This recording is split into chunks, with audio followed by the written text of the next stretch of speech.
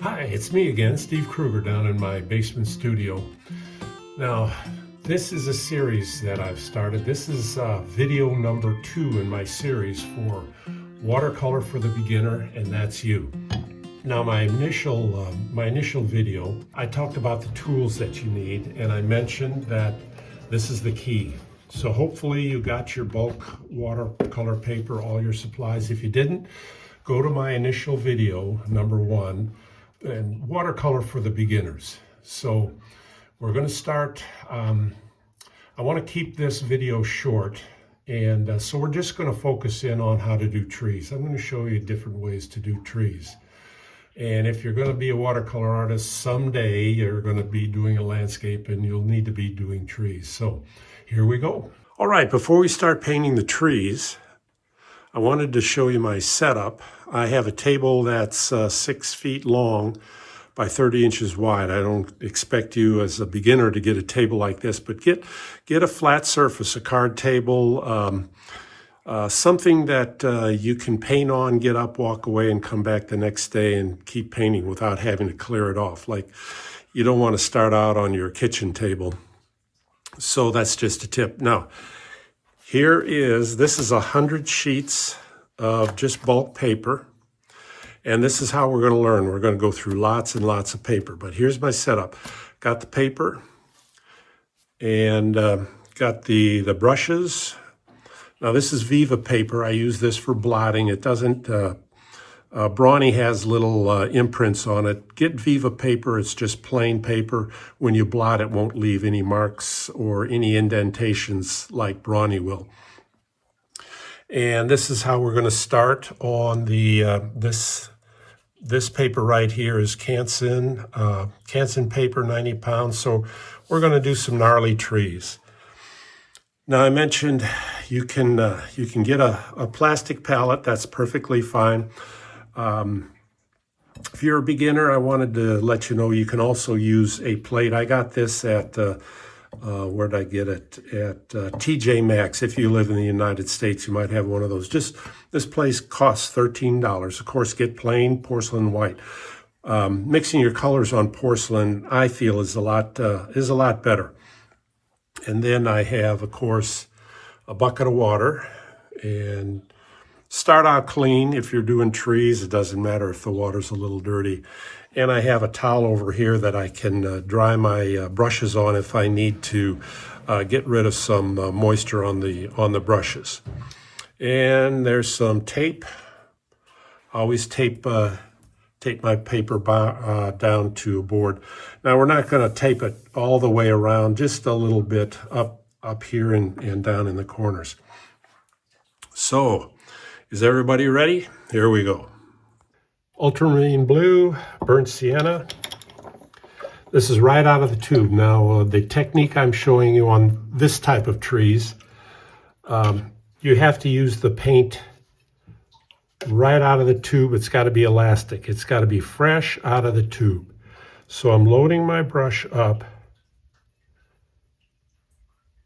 with a lot of pigment. This is key. Okay, let's see. Yeah, let's do a tree. Now, I'm getting my brush, I'm dipping my brush in the water, and we'll make a thick base down here, and bring the tree up like so. So here we go. Start at the bottom, and let's make it a little grayer. Get a little more blue. That's a little bit too much blue. Now we'll run the water up.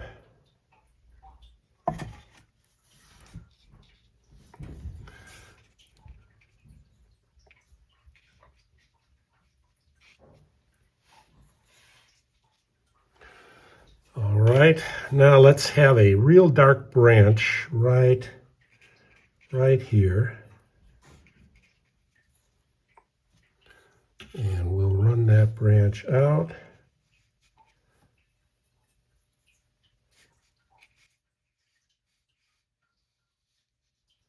like so.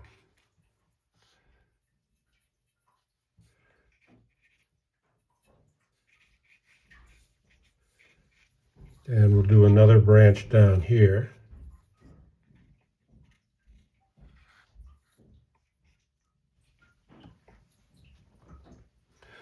Okay, let's see. We got to get some pigment down here. And we'll run the tree out like so. Okay, I'm going to let this dry. I'm going to walk away from it, and when it dries, you're going to see how the water creates a bark-like effect. So I'll be back. Okay, the tree isn't quite dry. See this little puddle here, puddle here, puddle there? I'm going to hit it with a hairdryer, and I'll show you what happens. I'll come back and show you here, but I'm going to hit it with a hairdryer right now. I'll continue doing this. I'll be right back. All right, now I've got this as a close-up. See this puddle right here? As you hit it with the hairdryer, now everything with watercolor, well, not everything, but knowing when to walk away and knowing when to not overwork things. So I hit this with the hairdryer, and as it dries, it is creating this is what you call a bloom. The little puddles, let me get this up close here.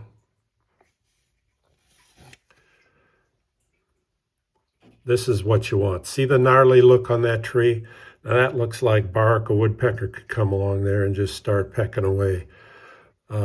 These are fun trees.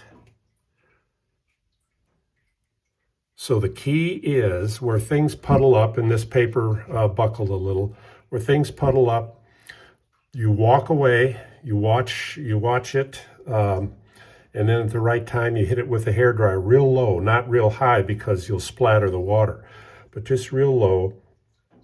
And here's another look that you can get. Okay, now we're going to start doing trees, painting, real fast. So here we go. Okay, I'm back. Before I leave this painting, watch what happens. We still have a puddle. See this puddle right here? Watch what happens. That brings it, gives you a little texture-like look. So knowing when to blot, that's kind of cool look right there. Okay, paint. Here we go. Let's get this up. Now this is an exercise. Load your brush up. Heavy on the burnt sienna. You mix in the ultramarine blue to get a gray, but we're going to do a nice dark. See this brush? See this brush? It's got tons of pigment on it. Here, let me get this in. Sorry about that. Okay, mix. Okay, we're ready to go. Now, we'll do another tree. I'm dipping my brush in water, lots and lots of water. We're going to do left to right. I want you to do this. I want you to do 3 trees, lots of water.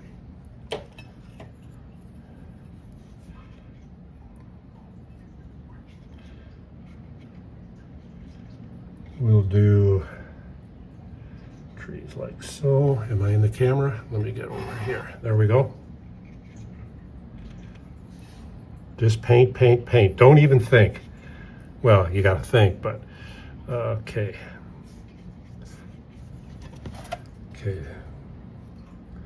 Now you don't have to mix the water like I'm doing. You could just walk away.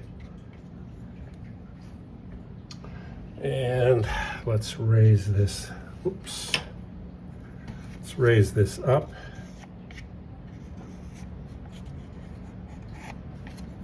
Like so. Now I've got lots of pigment, and I'm going to do real dark. Let's see, real dark right down here. And we're already getting a bloom here. That's good. And now let's do a little bit of gray right there.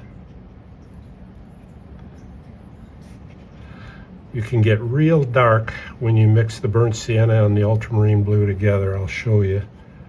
See how dark that is? And run it out like so. Okay, we'll leave some white up here, and let's just run the trees like so. Good, good. Let's bring this up here. Okay, we're getting a puddle right here. So, see how fast I'm working? Let's do a real dark branch right there. Am I in the camera? Yeah, bring that up. Okay, there's a big puddle there. And let's bring the trunks down just for fun, marry them up.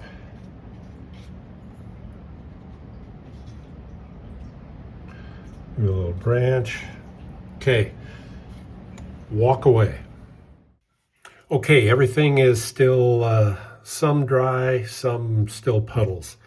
Now we're working on inexpensive paper, so you're going to have puddles. Don't worry about that. Just let it puddle, see what happens.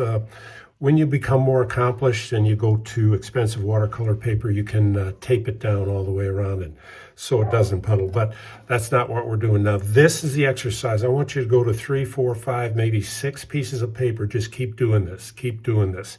Mixing your paints, laying down fresh water or just water and dropping pigment in.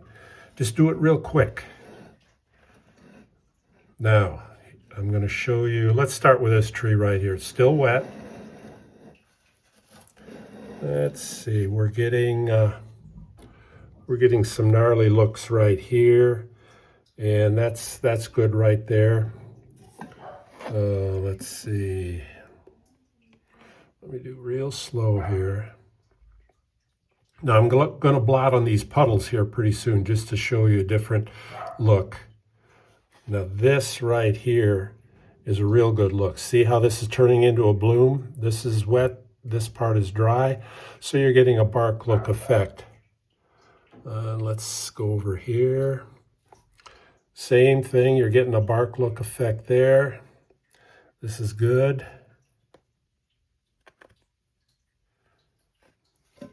Okay, let's see what happens. Okay, where do I want to blot? Let's blot right here. Now, see how that went to white? Now, a lot of trees do have their white, so when you've got white up against white, you know, it blends out. But let's say I drop a bright green pine tree up against here, or something dark that's going to make this pop right here. It'll make this pop right there. So, okay, are we having fun? Let me do one more blot. Yeah, oops, okay. Yeah, I don't know if I like that, but you get the idea. So it's up to you now. Go through 3, 4, 5, 6 pieces of paper and just do what I did.